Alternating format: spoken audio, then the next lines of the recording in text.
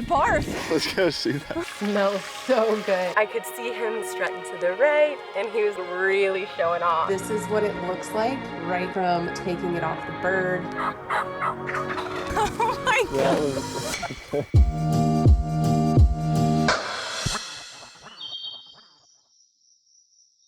Top of the morning. We're going turkey hunting this morning with our friend Ryan. So far in Florida, we've hunted public land, private land in northern Florida. I spent 24 hours in a blind, and this big old Tom just would not participate and simultaneously ran off every other Tom that wanted to come in. So that was a bust. And then we called up our friend Ryan and was like, let's go out. I want to say sunrise is around 7:30 a.m.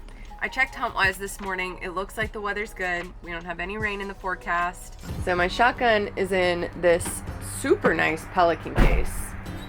But the issue that I have with it during turkey season is my choke doesn't fit lengthwise in there. So Nick's gonna go ahead and cut it for me so that I don't have to ever forget my choke again. Because I've done that before. I've just grabbed my gun and went into the woods hunting turkey, and then partway through my hunt I realized that I don't have my choke on the gun.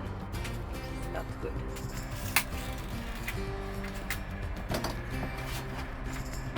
Oh, Pretty perfect. beautiful. Great fit.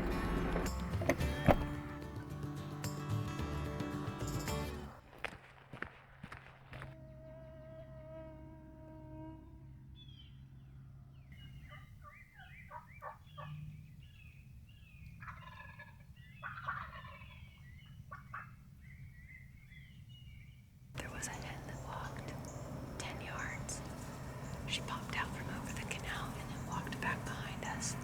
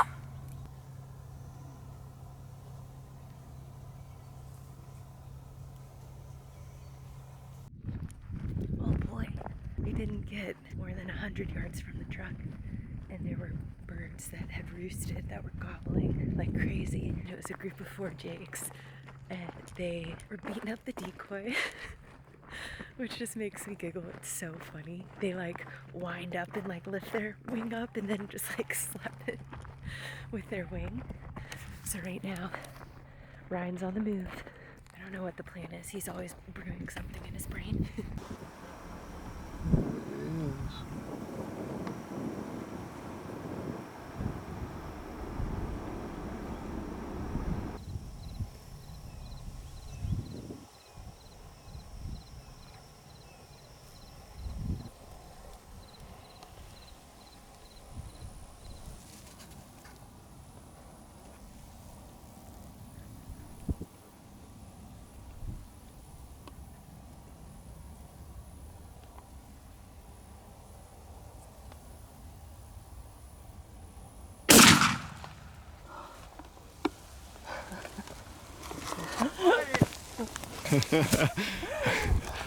Oh my God. Hell yeah. Dude. So sick. Dude.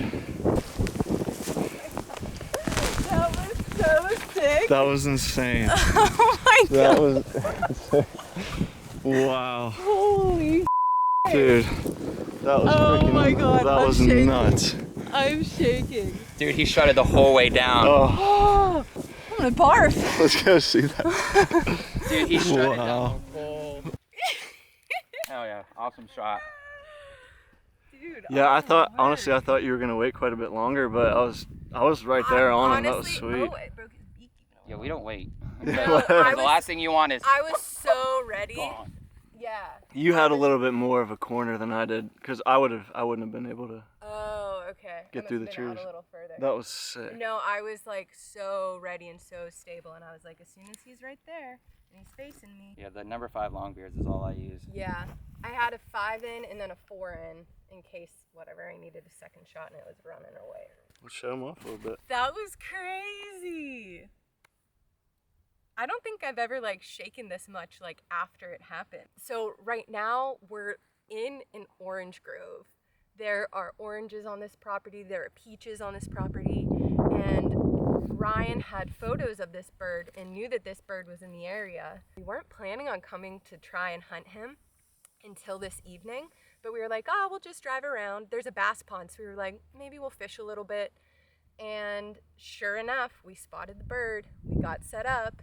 Weren't sure if he was gonna come in. It was taking a while. Didn't seem like he was excited. He didn't gobble at all. But Ryan was calling. I stayed set up, literally in a mound. I just like smushed myself back into a mound. Thank God I had a shooting stick because that's what allowed me to stay super stable and comfortable the whole time. And from Ryan's point of view, he could see him strutting down this whole road.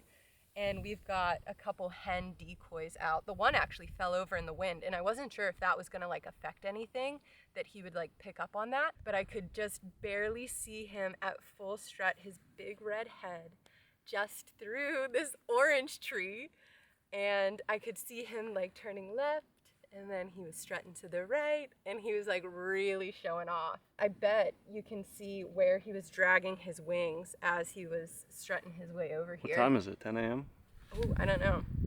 And then as soon as I had a shot, 10:36. Nice.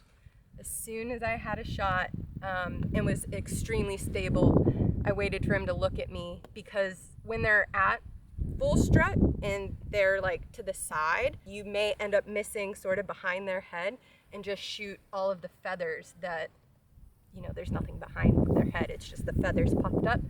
So I waited until he was facing me, and then I took the shot, and then I feel like I was just shaking for a couple minutes even after that. But this is an Osceola turkey. This is a South Florida Osceola. One of the defining features of an Osceola is the like minimized barring in the wing. So all of these white sections on an eastern bird would be really thick and defined, but on an Osceola they're a lot darker. It's a lot more brown, and they have less barring than other types or other subspecies of turkey.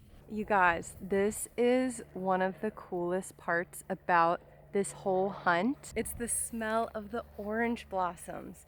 So before the tree starts to fruit, it has these beautiful flowers, and the smell is absolutely incredible. Like, that's a scent that I will always attach to this memory. And like, look at this. Wow. So look at what we got. We use this a lot in Pennsylvania to weigh deer that we kill there. So we're gonna use it to weigh the turkey. I'm really excited about this. Hey, right? 18. Maybe 19? Here, let's swap. 19.3. Oh God, oh, shaking. What's he at? What's he at? 19.2. Nice! So we'll call it, it's a little less than 19 because of the strap. I could weigh the strap and see, but pretty happy with that. It's really cool. Now we've got to clean and butcher this bird. Then we're gonna eat him, cook him. I will be taking the breast meat and the legs from this Osceola turkey. I'll also be taking the fan and the beard, and I'll be mounting it on a skull hooker. So first thing I'm gonna do is remove the beard. This is super simple. All you have to do is use a little pressure and it'll come right off. Just like that. And now I'm gonna cut out the breast meat. So right here on the top of the bird, you can kind of feel there is a mound. Once you locate that mound, we're gonna start working down and then pulling the skin and the feathers away to reveal the rest of the breast meat that comes down almost underneath the wings. Later in the season, these birds will actually really start to lose their feathers here. All these big toms will strut, and that will end up removing some of the feathers from that mound. And we know that this bird has been strutting his butt off because all of his flight feathers are sort of missing the tips. Once I have this breast meat exposed, I can start to simply work the breast meat off of the rib cage. I like to follow the line down the center of the body. You always want to keep that knife blade facing the bone in which you're cutting the meat off of. Now up here, we're starting to get into some interesting area right here. You can see this is the flesh, this is the meat that we want, this is the bone, and then right in here, there's some connective tissue that's kind of hiding where the guts are. Once I poke through that, the guts are in there. Which is no big deal. I'm just going to start filleting the meat away from that. You don't need to work up further than this mound. You just need to work down towards the wing. There we have the first breast with the little tenderloin.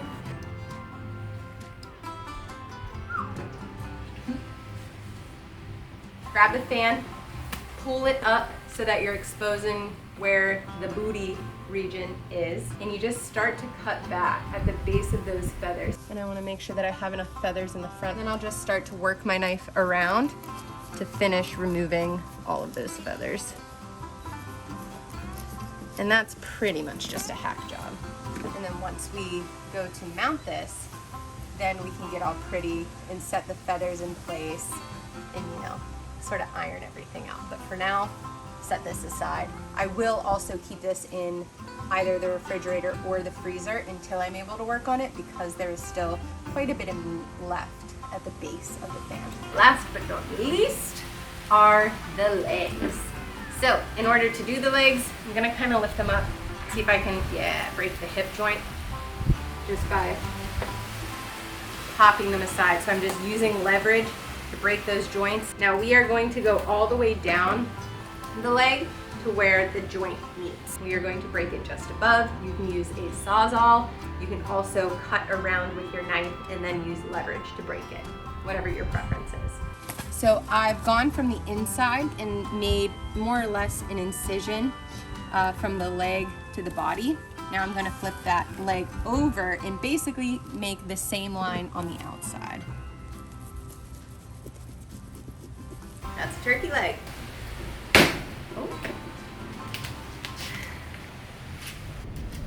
Okay, last leg is in the bag. We're going to finish cleaning all this stuff up, and then I will see you guys in the kitchen.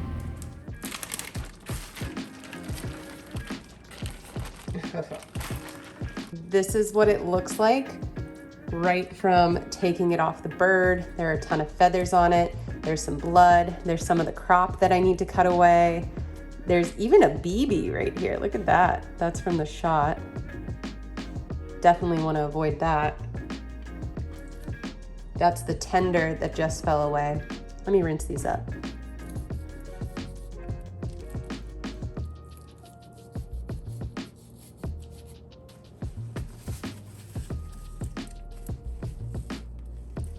I dried this off real good, and I'm gonna stick the whole thing in one bag.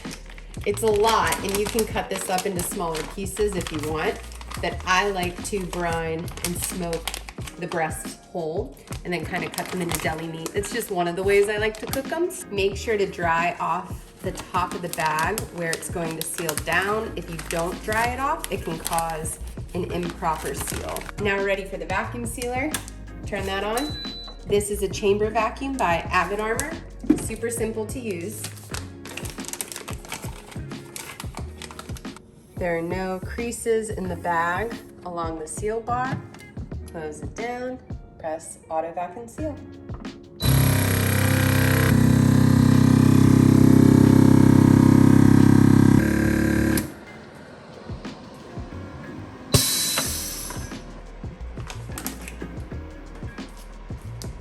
Marvelous.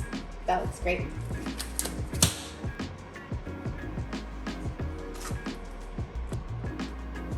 So I also have a bag of both of the tenders from the breasts. That will get vacuum sealed as well. Unfortunately, I can't vacuum seal the legs because they're too big and I don't have bags big enough, but those will go into the freezer as well. Ooh, ooh. Get your toy. Go get your toy. It's time to cook up this turkey. So, I've got the goods in this bucket. It's not really a bucket, it's a bowl. So Nick picked the recipe. It is Nashville Hot chicken. So we're making a sandwich out of this turkey. And in here I have water, salt, brown sugar, pickling spices, which I'll show you, some paprika, some garlic cloves, and some pickle juice. I'm on TikTok, if you guys didn't know. So simultaneously I'm going to be filming for a TikTok/Instagram reel. So you can go check that out there. But you guys get to see all the behind the scenes, all the like real stuff. Uh-oh, that's really interesting. So this turkey, let's see, when did we put it in? It's actually been brining for like 48 hours at this point, huh? 36. Oh, 36, yeah, 36. I think that this has happened because it brined for a little too long, or maybe it's something with the pickle juice because I've never brined in pickle juice before, or maybe the water temperature was a little too warm. So we'll see how this affects the flavor and everything. It smells very pickle juicy, and it, like overall, it's got a really yummy scent to it. So I still think it's gonna be delicious, but super interesting. So what I'm trying to do here is get the turkey breast to be an equal thickness throughout. It's much thinner over here, much thicker over here. So I'm going to take my knife and basically just fillet this into 2 pieces. Then I'll probably pound it down a little more from there to continue to try and even everything out, but we'll start here. Awesome. There we go. Oh yeah, oh yeah. So what I'm doing here is evening everything out, but now this is nice and flat and thin. This will cook really evenly. This is beautiful, exactly what we want. So in one dish, I'm going to mix some half and half, and then I have some sriracha and hot sauce.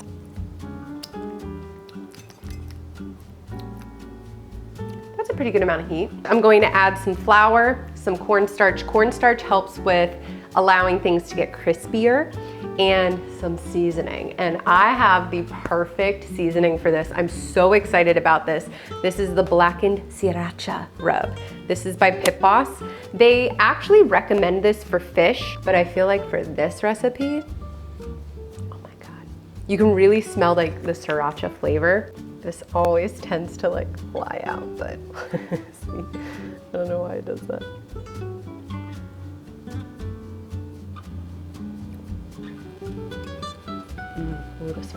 Start at a medium heat. I might aim actually for like 360. I think we can dip our bird now. Our bird? Yeah. Step 1 is to dry. Go flour on all sides, coat it up, then into the liquid mixture of hot sauce and, in our case, heavy cream. And then this goes back into the flour. Take this over here. And just throw that right there to rest. Is Nashville Hot chicken from KFC, right? No? Popeyes? Nick bought this from the store the other day. I'm so thoroughly disgusted. Although it's kind of good. Should we pour some up? Yeah. Frying oil on an electric stove I think is very difficult because it's really hard to control the temperature. So I'm gonna go ahead and put this in. Here we go. Smells so good. I need to buy a splash guard. I don't have one here. This has been on for, I believe, about 7 minutes. I started counting about 6 minutes ago. So let's go ahead and take this out. The color is beautiful. Yeah! We got some great color on that. Okay, it's time for the next one. You ready? Nice and gentle. So I'll take a piece of our beautiful turkey. This looks incredible. It's a little bit dark, but doesn't smell burnt. Oh my God. Okay, so this will go onto our bun. And then for the sauce, if you will, we're going with an equal parts combination of sriracha and honey. And I just tried it and it's really, really good. So I'm just gonna go ahead and drizzle this all over the top. Trying to get a pickle in every bite. That's probably pretty good. Bon appetit.